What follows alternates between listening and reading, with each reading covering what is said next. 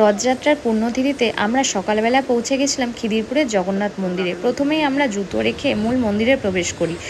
মন্দির খুললেও কিন্তু জগন্নাথ দেবকে দর্শন করার সৌভাগ্য তখনও হয়নি। মহাপ্রসাদ কুপন কাউন্টারে আমরা পূজা সামগ্রী কিনে নিই। তারপর আমরা ঘি প্রদীপ ওখানে জ্বালিয়ে দিই, কারণ ওপরে নবজাগরণ চলছিল ঠাকুরের, সেই জন্য আমাদেরকে প্রবেশ করতে দেওয়া হয়নি। তাই ঘি প্রদীপ বাইরে জ্বালিয়ে আমরা অপেক্ষা করছিলাম। 8:30 বাজে, তখন আমাদেরকে ঢুকতে দেওয়া হয়েছে। অনেকক্ষণ লাইন দেওয়ার পরেই আমরা জগন্নাথ দেব দর্শন করার সুযোগ পাই। এত সুন্দর লাগছিল না সেই দিনটা, কি বলবো।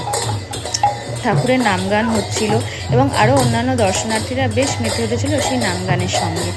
আর জগন্নাথ দেবকে আমরা খুব অল্প সময়ের জন্য চোখে দেখতে পাই। এটা রথের দিন বলে এরকম হয়েছে। অন্য দিন গেলে তোমরা জগন্নাথ দেবকে 5টা-6টার সময়ই দর্শন করতে পারবে। আকাশ মেঘলা করলেও তখনও বৃষ্টি হয়নি। আমরা মন্দিরের আশপাশটা ভালো করে ঘুরে নিই। ওখানেও একটা বড় তুলসী গাছ রয়েছে, বিষ্ণুর অবতার রয়েছে, এছাড়া মা লক্ষ্মী, জগন্নাথ দেবেরও একটা মূর্তি আমরা ওখানে দেখতে পাই। জগন্নাথ বলরাম সুভদ্রা সত্যি সেদিন অপূর্ব সুন্দরভাবে সেজে উঠেছিল। তারপর আর কি, তারপর পুজো টুজো দিয়ে নিয়ে আমরাও বেরিয়ে যাই।